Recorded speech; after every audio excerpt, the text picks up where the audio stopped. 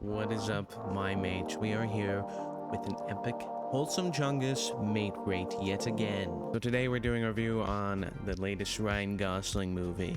Literally me, Project Hail Mary, based on the book by Andy Weir, guy who did The Martian, lots of other interesting sci-fi novels. So I expected this movie to be good because, well, I am a Gos fan and Ryan Gosling has, well, done very excellent in basically every movie he's been in. I don't think he's ever acted poorly. He might have been in some lackluster films that, just didn't do so good, but he always kills every performance he does. And this was no different. In fact, this might be one of his top tier films.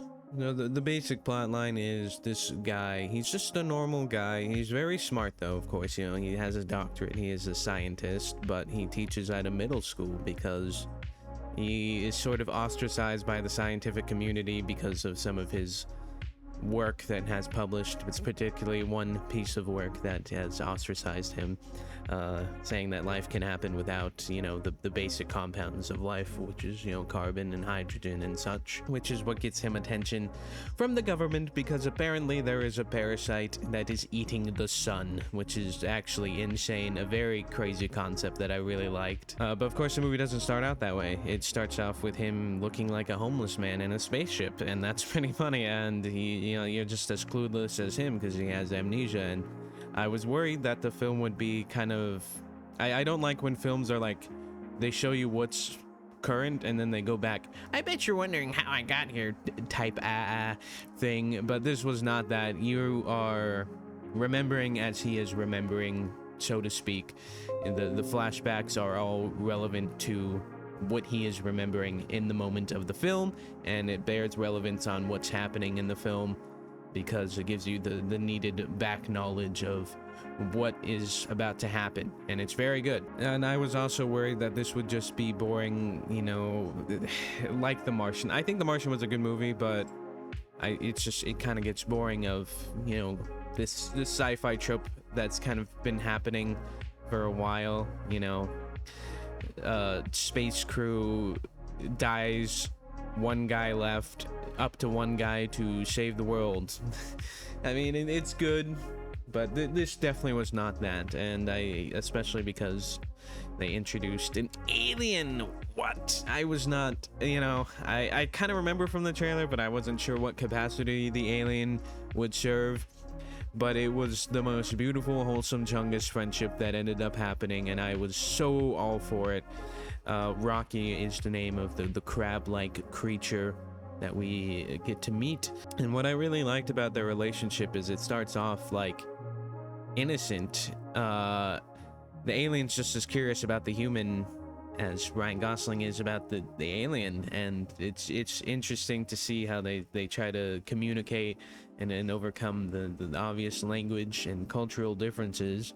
And I really like to think that this is how we would interact with aliens if we came across them, because, well, yes, Rocky's people, the Eridians as they are called, are very advanced.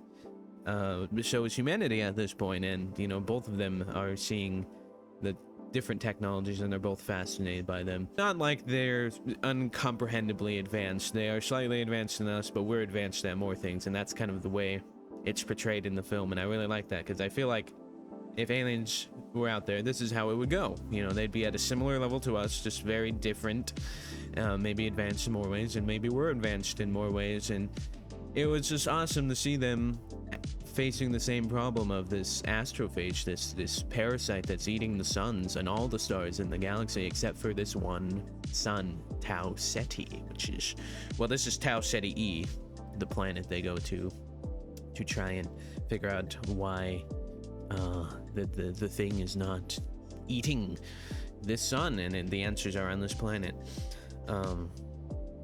But yeah, the relationship grows. It's very wholesome, and then he gets a translator going, and hearing the voice for Rocky is hilarious.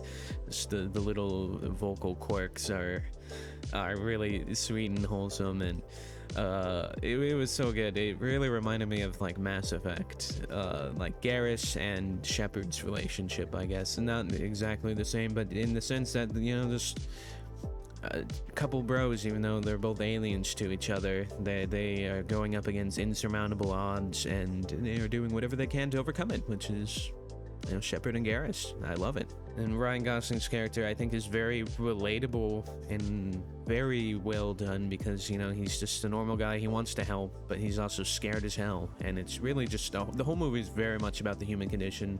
Fear, friendship, bravery, duty, you know, and kind of showing the darker themes of that too, because they literally drug him, as we find out at the end, to force him to go, because he's like the only one scientifically capable, because he understands this thing, since he did all these experiments and figured out how to breed them to turn them into fuel, which is absolutely insane.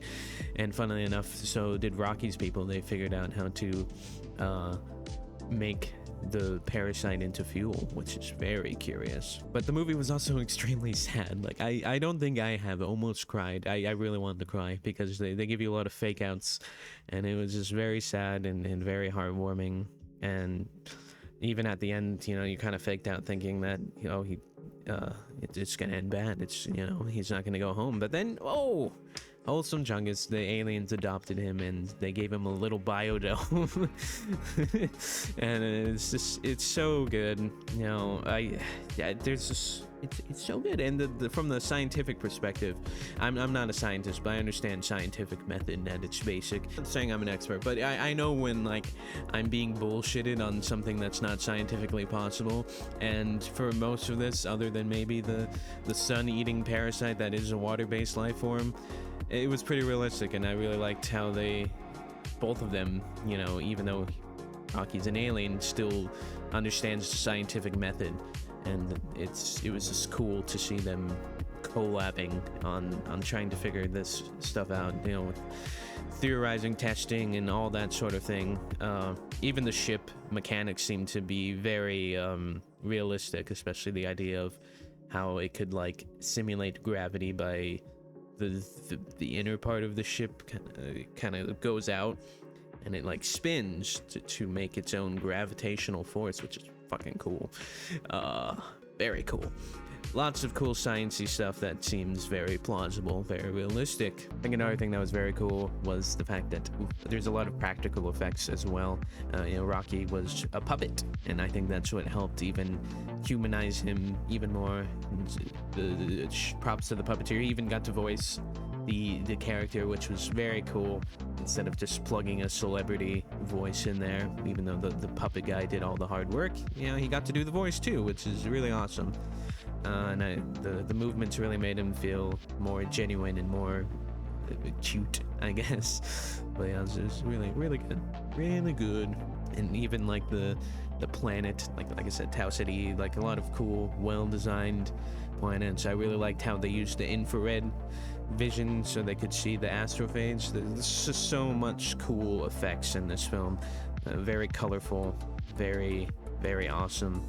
But yeah, no, it was a really wonderful movie. I don't think there's been a good sci-fi movie in a long time that's, like, really impressed me or made me have emotions, maybe since Interstellar, and that one was a long time ago.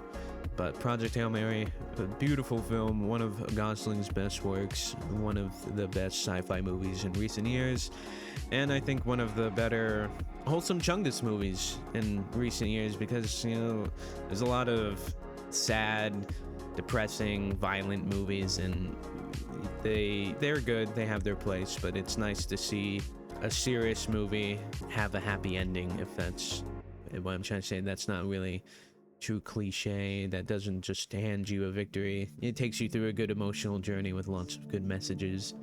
And yeah, I really, really enjoyed it. I would give it a 9.5 out of 10 on the mate rate. I would definitely recommend Project Hail Mary.